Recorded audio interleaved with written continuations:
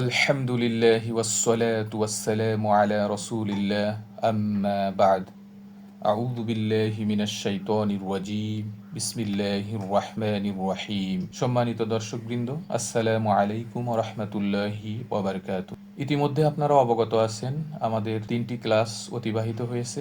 আজকে আমরা চতুর্থ ক্লাস পরিচালনা করতে যাচ্ছি। আজকের ক্লাসে খুবই গুরুত্বপূর্ণ কিছু বিষয় নিয়ে আলোচনা করা হবে, যেগুলো আরবি ব্যাকরণে বাক্য গঠনে গুরুত্বপূর্ণ ভূমিকা পালন করে। আজকের বিষয়টা যদি কেউ সঠিকভাবে বা সুন্দরভাবে আয়ত্ত করতে না পারে, তার পক্ষে আরবি ব্যাকরণের বাক্য গঠন করা একেবারে অসম্ভব হিসেবেই গণ্য করা হয়ে থাকে। এরপরেও আজকের এই পাঠের সাথে পূর্ববর্তী পাঠের সংযোগ রয়েছে। যে সকল দর্শকবৃন্দ পূর্ববর্তী পাঠগুলো দেখেননি, অবশ্যই সেগুলো দেখে আজকের ক্লাসটা দেখলে উপকৃত হবেন বলে আশা করি। আজকের পাঠে আমরা যে সমস্ত বিষয়গুলো নিয়ে আলোচনা করব সেগুলো হচ্ছে আকসামুল ইসমি বিইতিবারিল জিহাদ, অর্থাৎ বিভিন্ন দৃষ্টিকোণ থেকে ইসিমের প্রকারভেদ। এগুলোর মধ্যে থাকবে জিংস অর্থাৎ লিঙ্গ, ইংরেজিতে যেটা জেন্ডার বলা হয়, আদাত সংখ্যা বা বচন, আর তারিফু ও তানকির নির্দিষ্ট এবং অনির্দিষ্টতা, আল ইস্তিকাক উৎপত্তি বা শব্দের গঠনগতভাবে ইসিমের প্রকারভেদ, এরপরে আল ইরাবু ওয়াল বিনা পরিবর্তনশীল এবং অপরিবর্তনশীল রূপ হিসেবে ইসিমের প্রকারভেদ, এবং সবশেষে আল ইসমু মিন হাইসুদ্দালালা অর্থাৎ অর্থের দৃষ্টিকোণ থেকে ইসিমকে কিভাবে ভাগ করা হয়েছে সে বিষয় নিয়ে আমরা আলোচনা করব ইনশাআল্লাহ। আমরা আজকের যে বিষয়গুলো শিখব সে বিষয়ের একটি সারসংক্ষেপ এমন যে আমরা যদি একটা ইসিম আমাদের সামনে আসে, অবশ্যই আমরা এর কিছু কিছু বৈশিষ্ট্য চেনার চেষ্টা করব। প্রথমত সেটা জিংসের ভিত্তিতে সেটা পুরুষলিঙ্গ না স্ত্রীলিঙ্গ, আদাদের ভিত্তিতে সেটা মুফরাদ মুসান্না জমা, এক বচন দুই বচন নাকি বহু বচন, সেই ইসিমটা নির্দিষ্ট নাকি অনির্দিষ্ট অর্থাৎ মারেফা নাকি নাকেরা, এবং সেই ইসিমটা যে ইসিমটা আমরা দেখছি সেই ইসিমটা মুআরাব অথবা মাবনি কিনা, অর্থাৎ সেই ইসিমটার শেষে সে তানবিন গ্রহণ করে বা করে না। যদি গ্রহণ করে তাহলে সেটা কি পুরোপুরিভাবে গ্রহণ করে নাকি পুরোপুরিভাবে করে না, এই বিষয়গুলো আমরা আয়ত্ত করতে পারবো আজকের ক্লাস থেকে ইনশা আল্লাহ। তাহলে চলুন আমরা শুরু করি আকসামুল ইসমি বিইতিবারিল জিহাদ, অর্থাৎ বিভিন্ন দৃষ্টিকোণ থেকে ইসিমের প্রকারভেদগুলো আলোচনা করি। না বললেই নয়, গত ক্লাসগুলোতে আমরা যেভাবে আলোচনা করেছি ইসিম, আলোচনা করেছি ফেল এবং আলোচনা করেছি হার্ফ, এগুলোর সংক্ষিপ্ত পরিচয়গুলো আমরা জেনেছি। এরপরে আমরা আজকে বিভিন্ন দৃষ্টিকোণ থেকে ইসিমের অর্থাৎ প্রথম যে ইসিম শিখেছি সেই ইসিমটার প্রকারভেদ সম্পর্কে জানার চেষ্টা করছি। আমরা ইতিমধ্যে জেনেছি ইসিম হলো এমন একটি কালিমা যা নিজে অর্থ প্রকাশ করে, তবে নিজস্ব গঠনে কোনো নির্দিষ্ট সময় অর্থাৎ অতীত, বর্তমান বা ভবিষ্যৎ নির্দেশ করে না। ইসিমকে তার বিভিন্ন দিক বা বৈশিষ্ট্য বিবেচনায় একাধিকভাবে বিভক্ত করা হয়। এগুলো সম্পর্কে আজ আমরা ধারাবাহিকভাবে আলোচনা করব ইনশা আল্লাহ। ইসিমের বিভিন্ন প্রকারের মধ্যে প্রথমে আমরা জিংস এনেছি, যার অর্থ লিঙ্গ অথবা প্রকার। আরবি ব্যাকরণে এই জিংস শব্দটা সরফে আরো ব্যাপকভাবে শব্দের শ্রেণী বিভাগে আলোচনা হয়ে থাকে। যেহেতু আমরা এটা প্রাথমিক বা এবং নাহুর ক্লাস করছি, সেক্ষেত্রে আমরা এই জিংস হিসেবে লিঙ্গ হিসেবেই এখানে আলোচনায় আনব। জিংস হলো এমন একটি বৈশিষ্ট্য যার মাধ্যমে কোনো ইসিমকে পুংলিঙ্গ অথবা স্ত্রীলিঙ্গ হিসেবে চিহ্নিত বা পার্থক্য করা হয়। অর্থাৎ জিংস হলো এমন একটি দৃষ্টিকোণ যার মাধ্যমে জানা যায় কোনো ইসিম পুংলিঙ্গ নাকি স্ত্রীলিঙ্গ। এক্ষেত্রে মিন হাইসুল জিংস অর্থাৎ লিঙ্গের দিক থেকে আরবি ব্যাকরণের প্রত্যেকটি ইসিম হয় পুংলিঙ্গ অথবা স্ত্রীলিঙ্গ। তাই সকল ইসিম লিঙ্গের দিক থেকে আমরা বলতে পারি দুই প্রকার। একটি হচ্ছে পুংলিঙ্গ, যেটাকে আরবিতে মুজাক্কার বলা হয়, আর দ্বিতীয়টি হচ্ছে স্ত্রীলিঙ্গ, আরবিতে মুআন্নাস বলা হয়ে থাকে। এবার আমরা জিংসের প্রথম প্রকার মুজাক্কার সম্পর্কে জানব।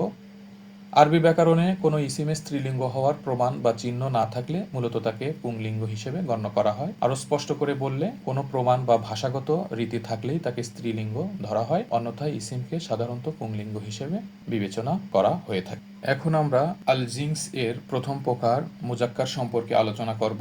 আরবি ব্যাকরণে কোনো ইসিমে স্ত্রীলিঙ্গ হওয়ার প্রমাণ বা চিহ্ন না থাকলে মূলত তাকে মুজাক্কার হিসেবে গণ্য করা হয়। আরও স্পষ্ট করে বললে কোনো প্রমাণ বা ভাষাগত রীতি থাকলেই তাকে স্ত্রীলিঙ্গ ধরা হয়, অন্যথায় ইসিমকে সাধারণত মুজাক্কার বা পুংলিঙ্গ হিসেবে গণ্য করা হয়ে থাকে। কিছু উদাহরণ আমরা এখানে এনেছি। মোহাম্মদ সাল্লাল্লাহু আলাইহি ওয়াসাল্লাম একজনের নাম, রজুল একজন পুরুষ, মুসলিম একজন মুসলিম পুরুষ, মুমিন একজন মুমিন পুরুষ, তলিব একজন ছাত্র, একইভাবে মুআল্লিম একজন শিক্ষক, ওয়ালাদ একটি ছেলে, আবুন বাবা, আখুন ভাই, জাইদুন, এই সবগুলোই হচ্ছে এক একটি করে মুজাক্কারের উদাহরণ। এখন দেখব আমরা আল জিন্স এর দ্বিতীয় প্রকার মুআন্নাস সম্পর্কে। যে ইসিম প্রকৃতপক্ষে অথবা ব্যাকরণগতভাবে স্ত্রীলিঙ্গ হিসেবে গণ্য হয় তাকে মুআন্নাস বলে। প্রকৃতপক্ষে বলতে আমরা এমনিতেই কিছু শব্দ দেখতে পাই যেগুলো মহিলাদের সাথে সম্পৃক্ত, যেমন মা, খালা, গাভী, এগুলো হচ্ছে প্রকৃতগত, আর কিছু আছে ব্যাকরণগত, এগুলোকে মুআন্নাস বলা হয়ে থাকে। উদাহরণ হিসেবে এখানে ইমরাতুন একজন নারী, মুসলিমাতুন একজন মুসলিম নারী, মুমিনাতুন একজন মুমিন নারী, তোয়ালিবাতুন একজন ছাত্রী, মুআল্লিমাতুন একজন শিক্ষিকা, বিনতুন একটি মেয়ে, উম্মুন মা উখতুন বোন, জাইনাব একটি মহিলার নাম, ফাতেমা একজন নারীর নাম হিসেবে এখানে আনা হয়েছে। এ পর্যায়ে আমরা একটি সাধারণ নিয়ম নিয়ে আলোচনা করব। সেটা হচ্ছে অনেক ক্ষেত্রে পুংলিঙ্গ অর্থাৎ মুজাক্কারের সাথে স্ত্রীলিঙ্গর কিছু চিহ্ন আছে, অর্থাৎ মুআন্নাসের কিছু চিহ্ন আছে যেগুলো যুক্ত করলে মুজাক্কারটা মুআন্নাসে পরিণত হয়। সেই চিহ্নগুলোর মধ্যে আমরা প্রথমে দেখতে পাচ্ছি যে গোলতা, একে তা উত্তানিস বলা হয়। আর ইয়ার মতো যে চিহ্নটা দেখতে পাচ্ছি আল আলিফুল মাকসুরা, এবং আলিফ এবং হামজার মতো যেটা দেখতে পাচ্ছি আল আলিফুল মামদুদা বলা হয়ে থাকে। মুসলিমুন একটি মুজাক্কার শব্দ, এর শেষে তা উত্তানিস অর্থাৎ এই গোলতাটা যুক্ত হয়ে মুসলিমাতুন হয়েছে, তখন এটি মুআন্নাস হয়ে গেছে, যার অর্থ মুসলিমা অর্থাৎ একজন মুসলিম নারী। একইভাবে মুমিনুন মুমিনাতুন হয়েছে। আলিফুল মাকসুরা এর চিহ্ন আখবারু এর সাথে যুক্ত হয়ে কুবরা হয়েছে, যেখানে এই কুবরা শব্দটি স্ত্রীলিঙ্গ শব্দগুলোর সাথে ব্যবহৃত হয়। একইভাবে আলিফুল মামদুদা আখরসু এর সাথে যুক্ত হয়ে খরসা হয়েছে, যেটা স্ত্রীলিঙ্গদের সাথে ব্যবহৃত হয়ে থাকে।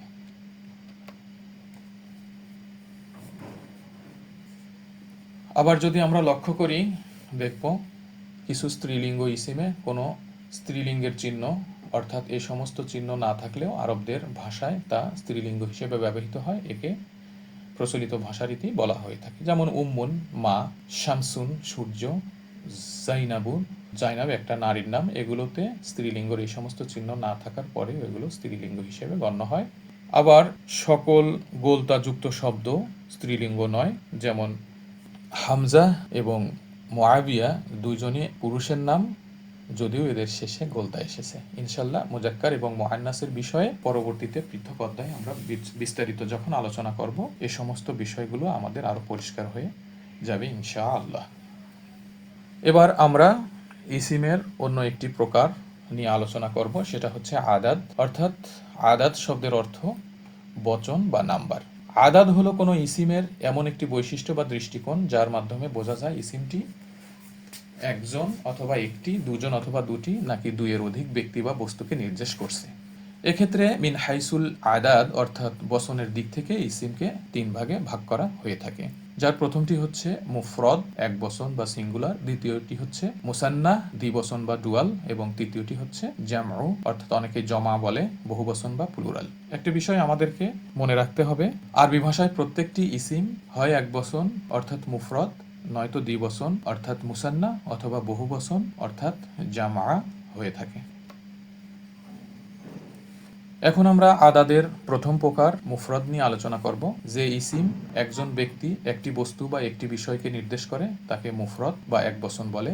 অনেকেই একে ওয়াহিদ বলে থাকলেও যা মূলত ব্যাকরণগতভাবে এক বচন নয়, অর্থাৎ সিঙ্গুলার নাম্বার নয়। নিচে অনেকগুলি উদাহরণ দেওয়া আছে, যেমন রজুলুন একজন পুরুষ, মুসলিমুন একজন মুসলিম, কিতাবুন একটি কিতাব, কলামুন একটি কলম, তালিবুন একজন ছাত্র, মুআল্লিমুন একজন শিক্ষক, ওয়ালাদুন একটি ছেলে, বাইতুন একটি বাড়ি, মসজিদুন একটি মসজিদ, বাবুন একটি দরজা, কুরসিয়ুন একটি চেয়ার, মিফতাহুন একটি চাবি, হাতিফুন একটি মোবাইল ফোন, সাইয়ারতুন একটি গাড়ি, শাজারতুন একটি গাছ, তিফলুন একটি শিশু, তোয়াইরুন একটি পাখি, নাহার একটি নদী, জাবাল একটি পাহাড়, বাহার একটি সমুদ্র, সবগুলোই হচ্ছে এক বচন হিসেবে গণ্য হয়ে থাকে। এখন আমরা আল আদাদের দ্বিতীয় প্রকার আল মুসান্না অর্থাৎ দ্বিবচন নিয়ে আলোচনা করব। যে ইসিম দুইজন ব্যক্তি বা দুইটি বস্তুকে নির্দেশ করে এবং দ্বিবচনের রূপ গ্রহণ করে তাকে মুসান্না অর্থাৎ দ্বিবচন বলা হয়ে থাকে। এক বচনকে দ্বিবচনে রূপান্তর করার প্রক্রিয়া হলো আত-তাসনিয়া এবং সেই প্রক্রিয়ায় গঠিত দ্বিবচন শব্দ হলো আল মুসান্না। সাধারণত এক বচনের শেষে মারফু অবস্থায় আলিফ এবং নুন জের নি এবং মানসুব এবং মাজরুর অবস্থায় ইয়া সাকিন এবং নুন জের নি যুক্ত থাকে। নিচে কিছু দ্বিবচনের উদাহরণ দেয়া হয়েছে। পরবর্তী স্লাইডে আমরা দ্বিবচনটা কিভাবে রূপান্তর করতে হয় সে বিষয় নিয়ে আলোচনা করব। যেমন মুসলিমানি দুইজন মুসলিম, মুসলিমাতানি দুইজন মুসলিম নারী, মুমিনানি দুইজন মুমিন, মুমিনাতানি দুইজন মুমিন নারী, তলিবানি দুইজন ছাত্র, তলিবাতানি দুইজন ছাত্রী। একটি বিষয় আমরা এখানে লক্ষ্য করছি যে এই শব্দগুলোর শেষে একই রকম গঠন রয়েছে। আপনাদের আরো কিছু উদাহরণ দেওয়ার জন্য আমি এখানে মারফু, মানসুব এবং মাজরুর অবস্থা এনেছি। অর্থাৎ মারফু অবস্থায় এক বচনের শেষে আলিফ নুন জের নি যুক্ত হয় এবং মানসুব এবং মাজরুর অবস্থায় ইয়া সাকিন এবং নুন জের যুক্ত হয়ে দ্বিবচন গঠন করা হয়ে থাকে। একটি বিষয় পরিষ্কারভাবে আপনাদের জানা উচিত যে আমরা যদি দ্বিবচন এবং বহুবচন করি সেটা এক বচনের সাথে সম্পৃক্ত। এক বচন থেকেই আমরা দ্বিবচনে রূপান্তর করব, আবার এক বচন থেকেই আমরা বহুবচনে রূপান্তর করব। অর্থাৎ এক বচন থেকেই আমাদেরকে দ্বিবচনে রূপান্তরিত করতে হবে। উদাহরণটাতে আমরা দেখতে পাচ্ছি যে মুফরদ অর্থাৎ এক বচন অবস্থায় ছিল মুসলিমুন, এর সাথে আলিফ আর নুন জের নি যুক্ত হয়ে মুসলিমানি হয়েছে, অর্থাৎ একজন মুসলিম থেকে দুইজন মুসলিম হয়েছে। নিয়মটা যদি আমরা দেখি, পুংলিঙ্গ এক বচন শব্দকে দ্বিবচনে রূপান্তর করতে হলে অর্থাৎ রফা অবস্থায় আলিফ এবং নুন জের নি যোগ করতে হয়। দ্বিবচনের চিহ্ন এমনভাবে যুক্ত হয় যে তার আগে ফাতা বা এক বচন থাকে। যেমন আমরা প্রথম উদাহরণটায় লক্ষ্য করছি যে মুসলিমুন ছিল, এখানে আলিফ আর নুন জের নি যুক্ত হওয়ার পরে তার আগের অক্ষর মিম এ ফাতা বা জবর হয়েছে। একইভাবে মুমিনুন ছিল একজন মুমিন, এর সাথে আলিফ নুন জের নি এবং তার আগের বর্ণে ফাতা যুক্ত হয়ে মুমিনানি হয়েছে, তখন দুইজন মুমিন এর অর্থ হচ্ছে। একইভাবে তলিবুন একজন ছাত্র, তলিবানি দুইজন ছাত্র, মুআল্লিমুন একজন শিক্ষক এবং মুআল্লিমানি দুইজন শিক্ষক হিসেবে আমরা দেখতে পাচ্ছি। এখন আমরা মুআন্নাসের ক্ষেত্রে দেখব যে সেটা কিভাবে পরিবর্তন হয়। আমাদের পরিচিত একটি শব্দ মুসলিমাতুন নিয়ে এসেছি, যেটা একটি মুআন্নাস শব্দ এবং পাশাপাশি সে একটি মুফরদ অর্থাৎ এক বচন। নিয়ম যদি আমরা দেখি, স্ত্রীলিঙ্গ এক বচন শব্দের শেষে থাকা তা ও মারবুতা অর্থাৎ গোলতাটা দ্বিবচন গঠনের সময় খোলাতা হয়ে যায়। এরপর রফা অবস্থায় আলিফ নুন জের নি যুক্ত করতে হয়। দ্বিবচনের চিহ্ন এমনভাবে যুক্ত হয় যে তার আগে ফাতা অর্থাৎ জবর থাকে। মুসলিমাতুন এর ক্ষেত্রে যদি আমরা দেখি তাহলে গোলতাটা এখানে খোলাতা হয়ে গেছে এবং এরপরে আলিফ আর নুন জের নি যুক্ত হয়েছে এবং তার উপরে একটি জবর এসেছে। মুফরদ অর্থাৎ এক বচন অবস্থায় ছিল মুসলিমাতুন অর্থাৎ একজন মুসলিম নারী, এরপর পরিবর্তন হয়ে মুসলিমাতানি হয়েছে যার অর্থ দুইজন মুসলিম নারী। ঠিক একইভাবে মুমিনাতুন হয়েছে মুমিনাতানি, তলিবাতুন একজন ছাত্রী থেকে তলিবাতানি দুইজন ছাত্রী, মুআল্লিমাতুন একজন শিক্ষিকা থেকে মুআল্লিমাতানি দুইজন শিক্ষিকা হয়েছে। আশা করি নিয়মটা আপনারা বুঝতে পেরেছেন।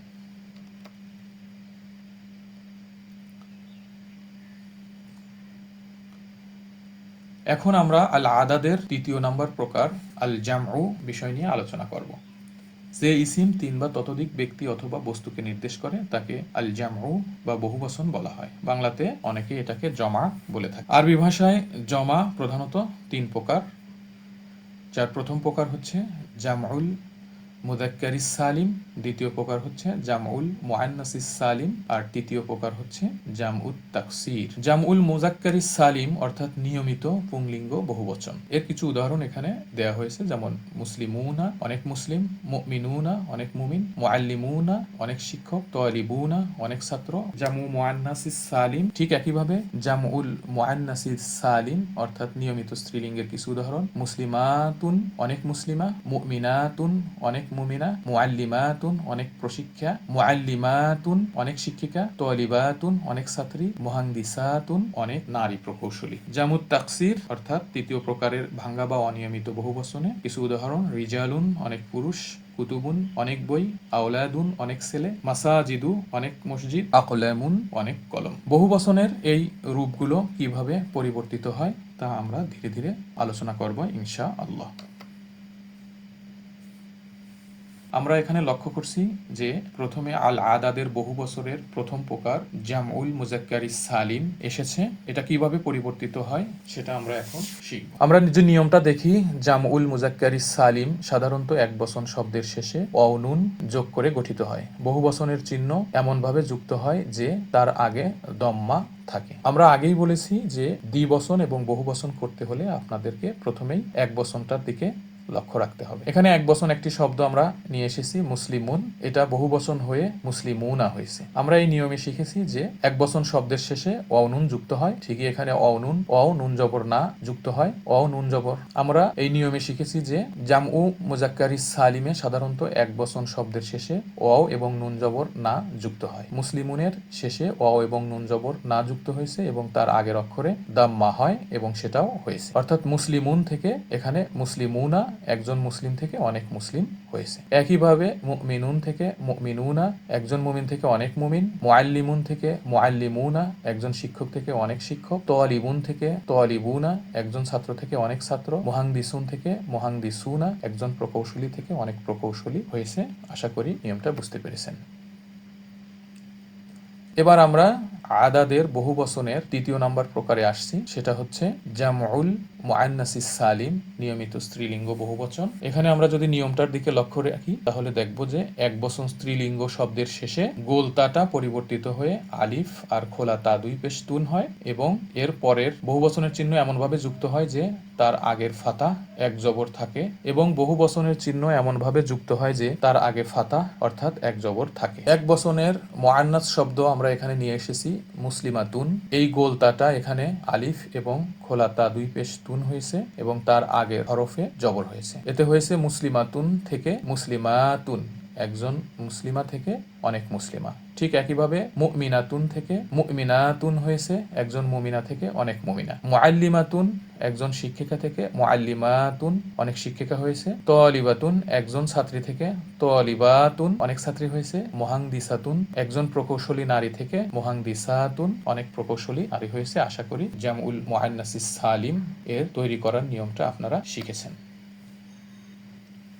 এরপরে আদাদের বহুবচনের তৃতীয় নাম্বার প্রকার জামুত তাকসির অর্থাৎ ভাঙা বা অনিয়মিত বহুবচন। জামুত তাকসির বহুবচনে কোনো নির্দিষ্ট প্রত্যয় অর্থাৎ সাফিক্স আমরা যেমন যোগ করেছিলাম সেরকম হয় না, অর্থাৎ এক বচন শব্দের মূল গঠনের অক্ষর বা স্বরবিন্যাসের পরিবর্তন ঘটে। এতে অনুন, ইয়ানুন বা আলিফতা যোগ করা হয় না, বরং শব্দের ভিতরের রূপের পরিবর্তন হয়, অর্থাৎ এর গঠনগতভাবে পরিবর্তন হয়ে এটা এক বচন থেকে বহু বচন হবে, যেটার বিস্তারিত নিয়ম আমরা পরবর্তী ক্লাসগুলোতে ধীরে ধীরে আলোচনা করব। আজকে শুধু জেনে রাখেন যে এর শব্দগত বা গঠনগত পরিবর্তন হয়ে এক বচন থেকে বহু বচন হয়ে থাকে। কিছু উদাহরণ আমরা এখানে এসেছি, যেমন রজুলুন মানে একজন পুরুষ, রিজালুন অনেক পুরুষ, কিতাবুন একটি বই, কুতুবুন অনেক বই, ওয়ালাদুন একটি ছেলে, আওলাদুন অনেক ছেলে, মাসজিদুন একটি মসজিদ এবং মাসাজিদু অনেক মসজিদ, কলামুন একটি কলম এবং আখলামুন অনেকগুলি কলম বোঝানো হয়েছে। আশা করি জামুত তাকসির অর্থাৎ ভাঙা অনিয়মিত বহুবচন সম্পর্কে আপনাদের কিছু একটা ধারণা হয়েছে। আপনাদের আরো স্পষ্টভাবে জানানোর জন্য একই ছকের ভিতরে সবগুলো নিয়ম নিয়ে আসা হয়েছে। আমরা যদি প্রথমে লক্ষ্য করি, মুফরদ এক বচনে, মুজাক্কারে ছিল মুসলিমুন, মুআন্নাসে হয়ে গেল মুসলিমাতুন। এবার মুসান্না দ্বিবচনে, মুসলিমুন থেকে মুসলিমানি, মুসলিমাতুন থেকে মুসলিমাতানি, অর্থাৎ দুইজন মুসলিমা হয়ে গেল। এবং জামউ বা বহু বচনে, মুসলিমুন থেকে মুসলিমুনা হয়ে গেল, এরপরে মুসলিমাতুন থেকে মুসলিমাতুন হয়ে গেল। একইভাবে মুমিনুন একটি মুজাক্কার এবং মুফরদ শব্দ, যেটার মুআন্নাস হলো মুমিনাতুন। একে দ্বিবচন করতে বা মুসান্না করতে মুমিনানি, অর্থাৎ আলিফ আর নুনজের নি যুক্ত হয়েছে এবং একটি ফাতা এসেছে। এরপরে মুআন্নাসের ক্ষেত্রে মুমিনাতানি হয়েছে, এখানে গোলতাটা খোলাতা হয়েছে এবং আলিফ আর নুনজের নি যুক্ত হয়ে এবং জবর হয়েছে, মুমিনাতানি হয়েছে। বহু বচনের ক্ষেত্রে অর্থাৎ জমার ক্ষেত্রে এক বচনে ছিল মুমিনুন, এখানে হয়েছে মুমিনুনা, অর্থাৎ অনুন যুক্ত হয়েছে এবং তার আগের অক্ষরে ফেশ হয়েছে, হয়ে মুমিনরা হয়েছে। এবং মুআন্নাস অর্থাৎ মহিলার ক্ষেত্রে এক বচন অর্থাৎ মুফরদে ছিল মুমিনাতুন, এখানে গোলতাটা খোলাতা এবং আলিফে পরিবর্তন হয়ে তার আগে জবর দিয়ে মুমিনাতুন হয়ে মুমিন মহিলারা হয়েছে। এ পর্যায়ে আমরা ইসিমের আরেকটি গুরুত্বপূর্ণ বিভাগ বা প্রকার নিয়ে আলোচনা করব, সেটা হচ্ছে আত-তারিফু ওয়াত-তানকির, অর্থাৎ নির্দিষ্টতা ও অনির্দিষ্টতা নিয়ে। মিন হাইসু তারিফু ওয়াত-তানকির, অর্থাৎ নির্দিষ্ট ও অনির্দিষ্ট হওয়ার দিক থেকে ইসিম দুই প্রকার। প্রথম প্রকার হচ্ছে আল মা'রিফা, অর্থাৎ নির্দিষ্ট ইসিম। দ্বিতীয় প্রকার হচ্ছে আন-নাকিরা, অনির্দিষ্ট ইসিম। একটা বিষয় আমাদের মনে রাখতে হবে, সকল ইসিম হয় মারিফা অথবা নাকেরা, কিন্তু আলিফ লাম যোগ করে বা অন্য কিছু উপায়ে অনেক নাকেরা ইসিমকে মারেফা ইসিমে পরিবর্তন করা যায়, যা আমরা উদাহরণ হিসেবে আলোচনা করব। মারেফা এবং নাকেরা বিষয়ে আমরা এখানে সামান্য আলোচনা করব। আল মারেফা অর্থাৎ নির্দিষ্ট ইসিম, যে ইসিম কোনো নির্দিষ্ট ব্যক্তি, বস্তু, স্থান বা বিষয়কে নির্দেশ করে তাকে আল মারেফা বা নির্দিষ্ট ইসিম বলে। আর আন নাকেরা অর্থাৎ অনির্দিষ্ট, যে ইসিম কোনো অনির্দিষ্ট ব্যক্তি, বস্তু, স্থান বা বিষয়কে নির্দেশ করে তাকে আন নাকেরা বলে। নাকেরার কিছু উদাহরণ: রজুলুন একজন পুরুষ, মুসলিমুন একজন মুসলিম, কিতাবুন একটি কিতাব, কলামুন একটি কলম, মসজিদুন একটি মসজিদ। এগুলো সব নাকেরা। আমরা এখানে লক্ষ্য করছি যে ডান পাশে যে চারটা আছে সেগুলোতে আর রজুলু উক্ত পুরুষ, আল মুসলিমু উক্ত মুসলিম, আল কিতাবু উক্ত বই, আল কলামু উক্ত কলম, আল মসজিদু উক্ত মসজিদ বোঝাচ্ছে। অর্থাৎ নাকেরাতে একটি অনির্দিষ্ট, একজন পুরুষ মানে সে কোন পুরুষ সেটা আমরা জানি না, একজন মুসলিম যে কোনো মুসলিম হতে পারে, কিন্তু মারেফাতে উক্ত পুরুষ মানে ওই পুরুষটি বা নির্দিষ্ট করে এখানে বোঝানো হচ্ছে। এই ছকে আমরা নাকেরা থেকে মারেফা রূপান্তর করার কিছু নিয়ম শিখব। এখানে আমরা যদি নিচের নিয়মগুলো লক্ষ্য করি, ইসিমের শুরুতে আল যুক্ত হলে এবং শেষে তানভিন অর্থাৎ দুই জবর দুই জের দুই পেশ বিলুপ্ত হয়ে এক হারাকাতে পরিণত হলে, অর্থাৎ এক জবর এক জের এক পেশে পরিণত হলে ইসিমটি নাকেরা থেকে মারেফা হয়ে যায়। উদাহরণ হিসাবে আমরা পরিচিত শব্দটি মুসলিমুন এনেছি, যেটা একজন মুসলিম পুরুষ হিসেবে, যেটা যে কোনো মুসলিম হতে পারে। একে যদি আমরা মারেফা অথবা নির্দিষ্ট করি তাহলে এর সামনে একটি আলিফ লাম যুক্ত করব এবং তানভিন দুই পেশকে এক পেশে পরিণত করব। সেক্ষেত্রে মুসলিমুন শব্দটি হলো আল মুসলিমু, অর্থাৎ এটা তখন একটি নির্দিষ্ট ওই মুসলিম বা উক্ত মুসলিমকে বোঝাচ্ছে। একইভাবে মুসলিমাতুন, এখানে আমরা সামনে আলিফ লাম এবং পিছনের দুই পেশকে এক পেশে পরিণত করলে আল মুসলিমা আল মুসলিমাতু হয়েছে, অর্থাৎ উক্ত মুসলিমা নারী। একইভাবে মুমিনুন আল মুমিনু এবং মুমিনাতুন আল মুমিনাতু হয়েছে। আশা করি নাকেরা থেকে মারেফা করার প্রাথমিক নিয়মটা আপনারা উপলব্ধি করতে পেরেছেন। আমাদের একটি লক্ষণীয় বিষয়, আলিফ লাম যোগ করা মারেফা হওয়ার একটি মাত্র উপায়। আরবি ভাষায় মারেফা হওয়ার আরো অনেক উপায় রয়েছে, যেমন সমস্ত সর্বনাম, আরবিতে যেগুলোকে দমির বলা হয়, আবার ব্যক্তির নাম, ইশারাবাচক ইসিম, মাউসুল, এই সবগুলোই মারেফা হিসেবে বিবেচনা করা হয়, যা আমরা পরবর্তী ক্লাসগুলোতে বিস্তারিত আলোচনা করব। কোন কোন ইসিম মারেফা হিসেবে গণ্য এবং কিভাবে নাকেরা থেকে মারেফা হয় তা পরবর্তী অধ্যায়ে বিস্তারিত আলোচনা করা হবে ইনশাআল্লাহ। এ পর্যায়ে আমরা উচ্চতর নাহুতে ইসিমকে আরো বিভিন্ন দৃষ্টিকোণ থেকে আলোচনা করা হয় বা বিভক্ত করা হয়, সেই কিছু বিষয় নিয়ে আমরা আলোচনা করব। যদিও প্রাথমিক পর্যায়ে এই বিষয়গুলো আপনাদের কাছে একটু জটিল মনে হতে পারে, কিন্তু শুরু থেকে একটি প্রাথমিক জ্ঞান বা ধারণা যদি আপনাদের থাকে তাহলে পরবর্তীতে বিষয়গুলো সহজ মনে হবে। এই প্রেক্ষিতে আল ইসমু মিন হাইসুল ইশতিকাক অর্থাৎ উৎপত্তির দিক থেকে ইসিম দুই প্রকার, সেই বিষয় নিয়ে আমরা এখানে আলোচনা করব। কোন ইসিম অন্য কোন মূল শব্দ থেকে গঠিত হয়েছে নাকি নিজেই একটি মূল শব্দ, এই দৃষ্টিকোণ থেকে ইসিম সাধারণত দুই ভাগে বিভক্ত, যার প্রথম ভাগটির নাম হচ্ছে জামেদ এবং দ্বিতীয় অর্থাৎ মূল বা অবুৎপন্ন ইসিম, এবং দ্বিতীয় ভাগটির নাম হচ্ছে মুশতাক অর্থাৎ মুশতাকুন অর্থাৎ বুৎপন্ন ইসিম, যা অন্য কোনো ইসিম থেকে উৎপন্ন হয়েছে হিসেবে ধরে নেওয়া হয়। আল ইস্তিকাক এর প্রথম প্রকারটা হচ্ছে জামেদ অর্থাৎ মূল অবুৎপন্ন ইসিম। জামেদ হলো এমন ইসিম যা অন্য কোনো শব্দ থেকে গঠিত নয়, বরং নিজেই একটি মূল অর্থাৎ অবুৎপন্ন শব্দ। এই চারটাতে আপনারা যে সমস্ত শব্দগুলো দেখছেন সবগুলোই নিজে নিজেই একটি মূল শব্দ। এই শব্দগুলো বা ইসিমগুলো অন্য কোনো শব্দ থেকে গঠিত হয়নি। যেমন রজুলুন একজন পুরুষ, সাজার একটি গাছ, হাজার একটি পাথর, বাইত একটি বাড়ি, বাব একটি দরজা, কলম একটি কলম, কিতাব একটি বই, মা মানে পানি, আর্থ মানে জমিন বা ভূমি, সামা মানে আকাশ। উপরের শব্দগুলো অন্য কোনো শব্দ থেকে উৎপন্ন নয়, বরং নিজেই মূল অর্থাৎ অবুৎপন্ন শব্দ। আল ইশতিকাক অর্থাৎ উৎপত্তি বা শব্দ গঠনের ভিত্তিতে ইসিম যে দুই প্রকার, তার দ্বিতীয় নম্বর প্রকার মুশতাক সম্পর্কে এখন আমরা জানব। মুশতাকুন যে ইসিম অন্য একটি মূল শব্দ থেকে গঠিত হয় এবং সেই মূল শব্দের অর্থের সঙ্গে সম্পর্ক বজায় রাখে তাকে মুশতাকুন বা উৎপন্ন ইসিম বলে। এ ধরনের ইসিম সাধারণত কোনো ক্রিয়া অর্থাৎ ফেল এবং মাজদার থেকে গঠিত হয়। আমরা এখানে অনেকগুলি উদাহরণ নিয়ে এসেছি, যেমন আপনারা দেখে নেবেন। কাতাবা হচ্ছে মূল শব্দ, এখান থেকে কাতিবুন অর্থাৎ লেখক এই ইসিমটা এসেছে। কাতাবা একটি মূল শব্দ যেখান থেকে মাকতুব অর্থাৎ লিখিত এই শব্দটি এসেছে। একইভাবে আসলামা একটি মূল শব্দ যেখান থেকে মুসলিমুন অর্থাৎ মুসলিম শব্দটি এসেছে। আমানা এখানে হচ্ছে এটা মূল শব্দ যেখান থেকে মুমিনুন বা মুমিন যে ঈমান এনেছে এই শব্দটি এসেছে। একইভাবে তলাবা থেকে তলিবুন, আলিমা থেকে মালুম, ফাতাহা থেকে মাফতুহ, নাসারা থেকে নাসিরুন অর্থাৎ সাহায্যকারী শব্দটা এসেছে। নাসারা থেকে মানসুরুন মানে সাহায্যপ্রাপ্ত বা বিজয়ী এই ইসিমটাও এসেছে। সামিয়া থেকে সামিহ অর্থাৎ শ্রোতা, দর্শক যে শোনে। সামিআ থেকে সামিহ অর্থাৎ শ্রোতা যে শোনে এই ইসিমটা নির্গত হয়েছে। করাআ থেকে ক্বারিহ অর্থাৎ পাঠক এসেছে। আল্লামা থেকে মুআল্লিম মানে আল্লামা থেকে আল্লামা শব্দটা থেকে মুআল্লিম অর্থাৎ শিক্ষক যিনি শিক্ষা দেন এই শব্দটা উৎপন্ন হয়েছে। একটি বিষয় এখানে লক্ষণীয়, কিছু গ্রন্থে আল মাজদারকে জামেদ ও মুশতাক এর পাশাপাশি তৃতীয় প্রকার হিসেবে উল্লেখ করা হয়েছে, তবে অধিকাংশ নাহু এবং সরফের পাঠ্যক্রমে আল ইসমু মিন হাইসুল ইশতিকাক এর মৌলিক বিভাগ হচ্ছে দুইটি, একটি হচ্ছে জামেদ আর একটা হলো মুশতাক। তাই প্রাথমিক পর্যায়ে ইসিমের উৎপত্তিগত প্রকারভেদ হিসেবে এই দুই প্রকার গ্রহণ করা অধিক প্রচলিত, যদিও আল মাজদারের বিস্তারিত আলোচনা পরবর্তীতে আল মুশতাক্কাতি অর্থাৎ ব্যুৎপন্ন শব্দসমূহ বা আস-সরফের অধ্যায়ে বিস্তারিতভাবে আলোচনা করা হবে। আল ইরাবু আল বিনা পরিবর্তনশীল এবং অপরিবর্তনশীল রূপ এর ভিত্তিতে ইসিমকে দুই ভাগে ভাগ করা হয়ে থাকে। একটি হচ্ছে মু'রাব অর্থাৎ যে সমস্ত ইসিম পরিবর্তনশীল, আর আরেকটি হচ্ছে মাবনি অর্থাৎ যে সমস্ত ইসিম অপরিবর্তনীয় তাদেরকে মাবনি বলা হয়ে থাকে।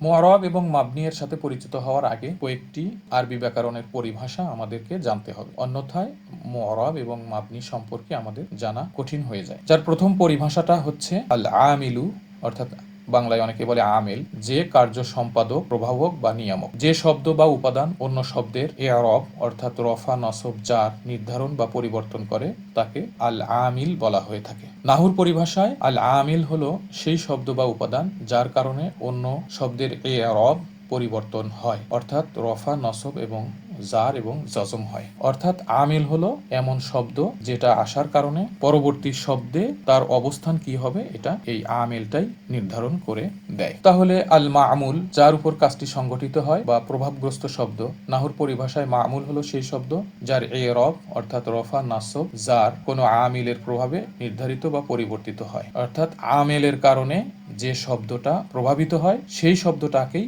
মা'মুল বলা হয়ে থাকে। অর্থাৎ মা'মুল আমেলের কারণেই পরিবর্তিত বা প্রভাবিত হয়ে থাকে। সংক্ষেপে যে শব্দ আমেলের প্রভাবে ইরাব গ্রহণ করে তাকে মামুল বলা হয়ে থাকে। এখানে আমরা আমেল এবং মামুল সম্পর্কে কিছুটা ধারণা পেলাম। উদাহরণ হিসেবে আমরা যদি একটি বাক্য আনি, যেমন যা জাইদুন, জায়েদ এসেছে।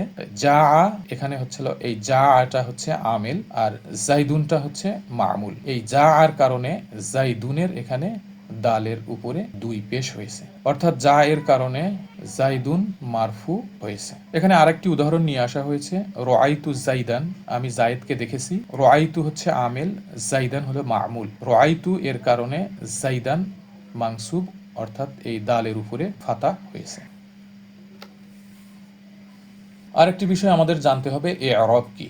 বাক্যে আমেলের প্রভাবে শব্দের ব্যাকরণগত অবস্থা, অর্থাৎ রফা, নসব, জার বা জাজম পরিবর্তিত হলে তার শেষের হারাকা বা চিহ্নের পরিবর্তন হওয়াকে ইআরাব বলে। আগের স্লাইডে আমরা আমেল শিখেছি, অর্থাৎ বাক্যে আমেলের প্রভাবে শব্দের ব্যাকরণগত অবস্থা পরিবর্তিত হলে তার শেষের হারাকা, অর্থাৎ দুই জবর, দুই জের, দুই পেশ, এগুলোর যে পরিবর্তন ঘটে এটাই হচ্ছে ইআরাব। একই উদাহরণ আমরা এনেছি, যা জাইদুন, জায়েদ এসেছে। এখানে জায়েদ কর্তা, অর্থাৎ মারফু। রাআইতু জাইদান, আমি জায়েদকে দেখেছি। এখানে জায়েদ কর্ম, অর্থাৎ মানসুব। মারারতু বি জাইদিন, আমি জায়েদের পাশ দিয়ে গিয়েছি। এখানে জায়েদ বি এর কারণে মাজরুর হয়েছে, অর্থাৎ কাসরা। এখানে জায়েদ একই ব্যক্তি, কিন্তু বাক্যে তার ভূমিকা বদলানোর কারণে শেষের হারাকা বদলে গেছে। কখনো দাম্মা তাইন হয়েছে, কখনো ফাতাহ তাইন হয়েছে, কখনো কাসরা তাইন হয়েছে। এটাই হচ্ছে ইআরাব। এটাকে কিভাবে পড়তে হয় তা আমরা দ্বিতীয় ক্লাসে কিছুটা ধারণা আপনাদেরকে দিয়েছি। এখন আমরা যে পরিভাষাটা শিখব সেটা হচ্ছে আল বিনা। বাক্যে আমেলের প্রভাব পড়লেও শব্দের শেষের হারাকা বা রূপ অপরিবর্তিত থাকাকে বিনা বলে, অথবা যে শব্দের শেষের রূপ আমেলের প্রভাবেও পরিবর্তিত হয় না তাকে মাবনি বলা হয় এবং এ অবস্থানকে বিনা বলে। উদাহরণ, হাজা কিতাবুন, এটি একটি বই। রাআইতু হাজা, আমি এটাকে দেখেছি। মারারতু বি হাজা, আমি এর পাশ দিয়ে গিয়েছি। তিনটি বাক্যেই হাজা অপরিবর্তিত রয়েছে, তাই হাজা হলো মাবনি। এখানে যদি আমরা লক্ষ্য করি, এখানেও হাজা, এখানেও হাজা, এখানেও হাজা। যদিও অবস্থার পরিবর্তন হয়েছে, কিন্তু শব্দের গঠনগত দিক কোনো পরিবর্তন হয়নি, বিধায় হাজা শব্দটি মাবনি। এখন আমরা দেখতে পাচ্ছি ইআরাব ও বিনায়ের দৃষ্টিকোণ থেকে ইসিম দুই প্রকার। একটি হচ্ছে মুআরাব, পরিবর্তনশীল ইসিম, আর অন্যটি হচ্ছে মাবনি, অপরিবর্তনশীল ইসিম। প্রথমে আমরা মুআরাব নিয়ে আলোচনা করব। যে ইসিমের শেষের ইআরাব আমিলের প্রভাবে পরিবর্তন হয় তাকে মুআরাব বলে। সহজ ভাষায়, যে ইসিমের শেষের হারাকা বাক্যে তার ব্যাকরণগত ভূমিকা, কর্তা, কর্ম, জার ইত্যাদি পরিবর্তনের কারণে বদলে যায় তাকে মুআরাব বলে। উদাহরণ হিসেবে আমরা একই বাক্যটা নিয়ে এসেছি, যা মুহাম্মাদুন, মুহাম্মদ এসেছে। রাআইতু মুহাম্মাদান, আমি মুহাম্মদকে দেখেছি। মারারতু মুহাম্মাদিন, আমি মুহাম্মাদের পাশ দিয়ে গিয়েছি। এখানে মুহাম্মদ এর শেষে পরিবর্তন হয়েছে, কখনো মুহাম্মদ দুন হয়েছে, কখনো দান হয়েছে, কখনো দিন হয়েছে, বিধায় এই মুহাম্মদ শব্দটি মুআরাব, অর্থাৎ পরিবর্তনশীল ইসিম।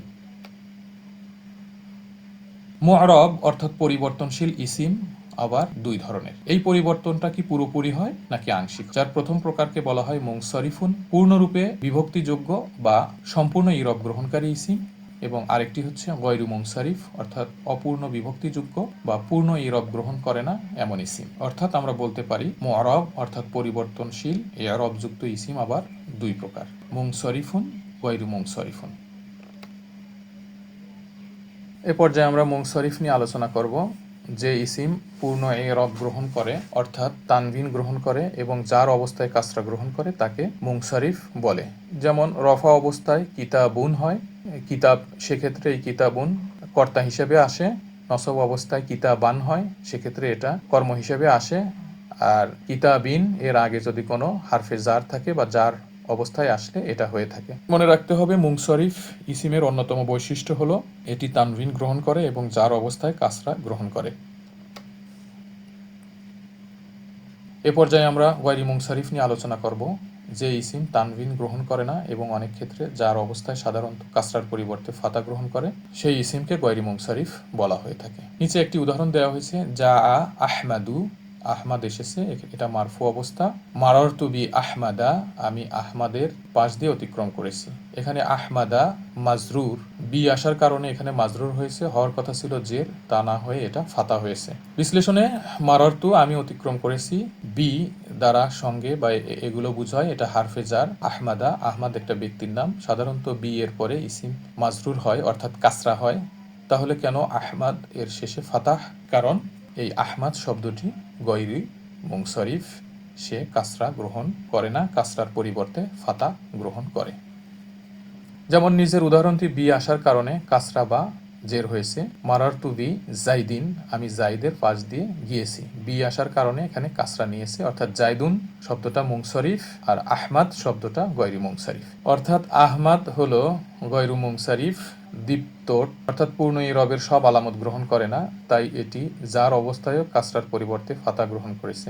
এখানে এর সাথে আল নেই এবং মুজাফ নেই, এই কথাটা আমরা পরবর্তীতে আলোচনা করব, এই ক্লাসে না বুঝলেও হবে। তাই জাইদিন শব্দটি মুনসারিফ, অর্থাৎ জায়েদ, দুই জবর দুই জের দুই পেশ সবই গ্রহণ করে, এবং আহমাদ শব্দটি গয়রি মুনসারিফ, সে কাসরা গ্রহণ করে না। একটা বিষয় আমাদের লক্ষ্য রাখতে হবে, সব ইসিম গয়রি মুনসারিফ নয়। নির্দিষ্ট কিছু কারণে অনেক ব্যক্তির নাম, কিছু বিশ্লেষণ, নির্দিষ্ট শব্দরূপে কোনো ইসিম গয়রি মুনসারিফ হয়ে থাকে। যদিও গয়রু মুনসরিফ ইসিমের সঙ্গে আল যুক্ত হলে বা এটি মুজাফ হলে যার অবস্থায় এটি আবার কাসরা গ্রহণ করে। এগুলোর বিস্তারিত নিয়ম পরবর্তী অধ্যায়ে আলোচনা করা হবে।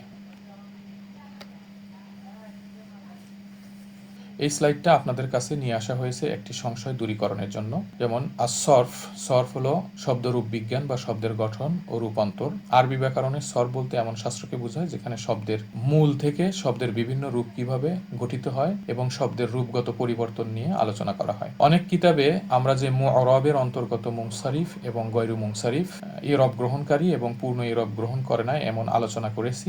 একে এই সরফ অর্থাৎ শব্দরূপের দৃষ্টিকোণ থেকে দুই প্রকার বলে উল্লেখ করা হয়েছে। অর্থাৎ আমরা এখানে মুআরাবের অন্তর্গত করেছি, আর অনেক কিতাবে এটাকে সরফের দৃষ্টিতে এই প্রকারভেদটা করেছেন। এবার আমরা দ্বিতীয় প্রকারটি নিয়ে আলোচনা করব, সেটা হচ্ছে মাবনি। যে ইসিমের শেষের রূপ অর্থাৎ হারাকা আমিলের প্রভাবেও পরিবর্তন হয় না, তাকে মাবনি বলে। অন্যভাবে বলা যায় যে ইসিম সর্বদা একই রূপে থাকে এবং যার শেষের হারাকা পরিবর্তন হয় না, তাকে মাবনি বলা হয়। হাজা, হাজিহি, আনা এগুলো হচ্ছে মাবনি শব্দ। উদাহরণস্বরূপ হাজা কিতাবুন, এটি একটি কিতাব। রাআইতু হাজা, আমি এটা দেখেছি। মারারতু বি হাজা, আমি এটার পাশ দিয়ে অতিক্রম করেছি। হাজার কোনো রূপ চেঞ্জ বা পরিবর্তন হয়নি, অর্থাৎ তিনটি বাক্যেই হাজায়ের শেষের রূপ অপরিবর্তিত রয়েছে। সংক্ষিপ্ত আকারে আমরা যদি বলি, আল ইরব হলো পরিবর্তনের অবস্থা, আর বিনা হচ্ছে অপরিবর্তিত থাকার অবস্থা। মুআরাব হলো যার ইরব পরিবর্তিত হয়, মাবনি হচ্ছে যার শেষের রূপ পরিবর্তন হয় না। এই মুআরাবের ইরব পরিবর্তন হলেও মুনসরিফ অর্থাৎ সম্পূর্ণ ইরব গ্রহণ করে কিছু কিছু শব্দ, আবার কিছু কিছু শব্দ গয়রু মুনসরিফ হচ্ছে পূর্ণ ইরব গ্রহণ করে না, এমন ইসিম সংক্ষিপ্ত আকারে আমরা এভাবে বলতে পারি। এখন আমরা ইসিমের আরেকটি দৃষ্টিকোণ থেকে বিভাজন নিয়ে আলোচনা করব। আল ইসমু মিন হাইসুদ দালালা, অর্থের দৃষ্টিকোণ থেকে ইসিমের প্রকারভেদ। আদ-দালালা এর শব্দে অর্থ নির্দেশ, অর্থবোধক বা অর্থ প্রকাশ। আরবি ব্যাকরণে আদ-দালালা বলতে বোঝায় কোনো শব্দ যে অর্থ বা ধারণা প্রকাশ করে বা নির্দেশ করে। আল ইসমু মিন হাইসুদ দালালা, অর্থের দৃষ্টিকোণ থেকে ইসিমকে তার অর্থ এবং নির্দেশিত বিষয়ের ভিত্তিতে সাধারণত দুই ভাগে ভাগ করা হয়। একটি হচ্ছে ইসমুল জাত, সত্তাবাচক ইসিম, অপরটি হচ্ছে ইসমুল মানা, ভাববাচক বা বিমূর্ত ইসিম।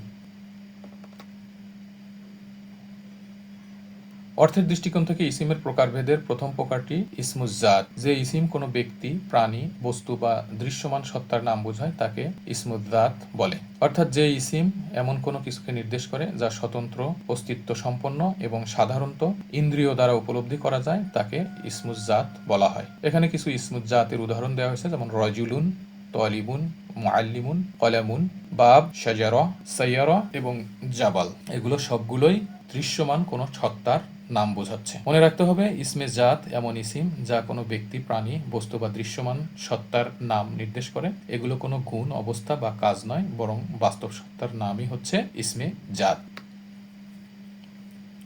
অর্থের দৃষ্টিকোণ থেকে ইসিমের দ্বিতীয় প্রকার ইসমুল মানা, মানে ভাববাচক বা বিমূর্ত ইসিম। যে ইসিম কোনো গুণ, অবস্থা, কাজের অবস্থা, অনুভূতি বা বিমূর্ত অর্থ প্রকাশ করে তাকে ইসমুল মানা বলে। অর্থাৎ যে ইসিম এমন কোনো অর্থ প্রকাশ করে যার স্বাধীন দৃশ্যমান অস্তিত্ব নেই, বরং কোনো গুণ, অবস্থা বা ধারণাকে বোঝায়, তাকে ইসমুল মানা বলা হয়ে থাকে। এখানে কিছু উদাহরণ আনা হয়েছে। ইলমুন যেমন জ্ঞান, সবর ধৈর্য, রহমা দয়া, হিকমা প্রজ্ঞা, কুওয়াহ শক্তি, জামাল সৌন্দর্য, সাআদা সুখ, খৌফ মানে ভয়। মনে রাখতে হবে ইসমুল মা'না এমন ইসিম যা কোনো ব্যক্তি, প্রাণী বা বস্তুর নাম নয়, বরং গুণ, অবস্থা, অনুভূতি বা বিমূর্ত ধারণা প্রকাশ করে। এগুলো চোখে দেখা যায় না, কিন্তু এগুলোর অর্থ ও প্রভাব উপলব্ধি করা যায়।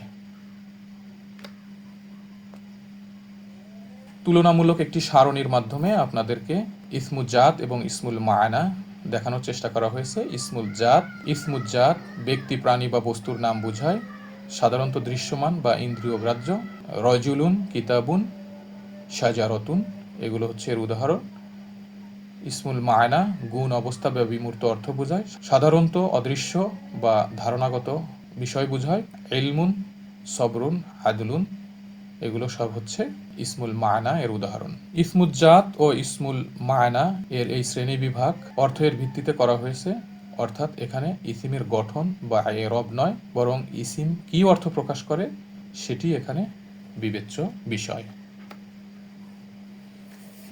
আজকের এই ক্লাসটা দীর্ঘ হওয়ার কারণ বিভিন্ন দৃষ্টিকোণ থেকে ইসিমের যে বিভিন্ন প্রকারভেদ হয়ে থাকে তা আমরা একটি ক্লাসে বা একটি ভিডিওতে আনার চেষ্টা করেছি। এটা যদি বিভিন্ন ক্লাসে ভেঙে ভেঙে আনতাম তাহলে এটা বোঝার জন্য কিছু জটিলতা সৃষ্টি হতে পারত। সম্পূর্ণ ক্লাসটিতে আমরা যে বিষয়গুলো শিখেছি তা যদি আমরা সংক্ষেপে বর্ণনা করি একটি চার্টের মাধ্যমে, তাহলে আমরা অবশ্যই উপলব্ধি করতে পারবো যে যখন আমরা কোনো ইসিমকে দেখব তখন এর কয়েকটি বৈশিষ্ট্যের কথা চিন্তা করব। প্রথম বৈশিষ্ট্যটা আমরা চিন্তা করব যে ইসিমটা বা নামটা আমাদের সামনে এসেছে সেটা জিন্সের দিক থেকে মুজাক্কার না মুআন্নাস, অর্থাৎ পুরুষবাচক শব্দ নাকি স্ত্রীবাচক শব্দ। দ্বিতীয় যে বৈশিষ্ট্যের কথা আমরা চিন্তা করব সেটা হচ্ছে আদাদের দিক থেকে, অর্থাৎ এই শব্দটা মুফরাদ মুসান্না নাকি জমা, অর্থাৎ এক বচন, দ্বিবচন নাকি বহুবচন।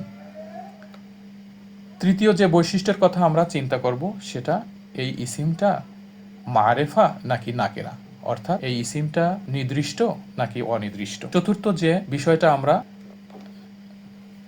বোঝার চেষ্টা করব সেটা হচ্ছে যে ইসিমটা আমরা দেখছি সেই ইসিমটা মু'রাব নাকি মাবনি, অর্থাৎ এটা এই ইসিমের শেষে পরিবর্তন হয়, অর্থাৎ এই ইসিমের শেষের হারাকার পরিবর্তন হয় না হয় না। যদি পরিবর্তন হয় তাহলে কি পূর্ণরূপে পরিবর্তন হয় নাকি আংশিক পরিবর্তন হয়। একটি ইসিম সম্পর্কে আমাদের স্পষ্ট ধারণা হবে এবং পরবর্তীতে বাক্য গঠনে প্রয়োজন হবে, তখন আমরা সঠিকভাবে এর ব্যবহার করতে পারবো ইনশাআল্লাহ।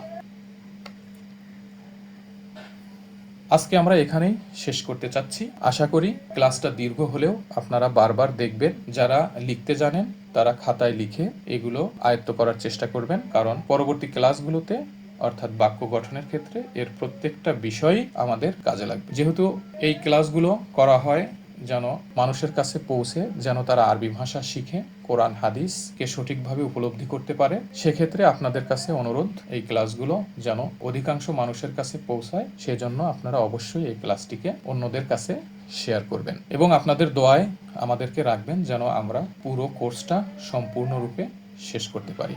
পরিশেষে মহান রব্বুল আলামিন আল্লাহ সুবহানাহু ওয়া তাআলার কাছে প্রার্থনা তিনি যেন আরবি ভাষা শেখার পথকে আমাদের জন্য সহজ করে দেন, এই আশা ব্যক্ত করে আপনাদের কাছ থেকে বিদায় নিচ্ছি রাসূলুল্লাহ সাল্লাল্লাহু আলাইহি ওয়াসাল্লামের শেখানো দোয়ায়।